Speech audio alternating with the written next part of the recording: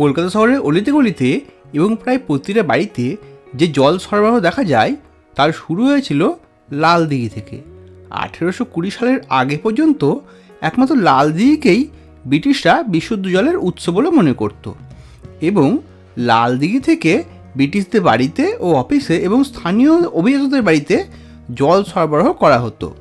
জনসংখ্যা বৃদ্ধির সঙ্গে সঙ্গে জলের চাহিদাও বৃদ্ধি পেতে শুরু করলো।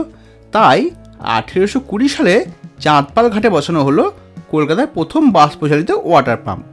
শুরু হলো হুগলি নদী থেকে উত্তরিত জলের জল সরবরাহ। 1864 সালে পলতায় শুরু হয় জল পরিশোধন কেন্দ্র। 1868 সালে শহরের প্রথম পাইপ লাইন স্থাপন করা হয়। পলতা জল প্রকল্প থেকে শহরের 2টি ট্যাঙ্কে জল রিজার্ভ করা হতো। একটি হলো টালা ট্যাঙ্ক, অপরটি হলো ওয়েলিংটন স্কোয়ার, যা বর্তমানে রাজা সুবোধ মল্লিক স্কোয়ারের মাটির নিচে রিজার্ভারে। তখনকার দিনে প্রতি 1000 গ্যালন জলের জন্য 1 টাকা দাম ধার্য হতো।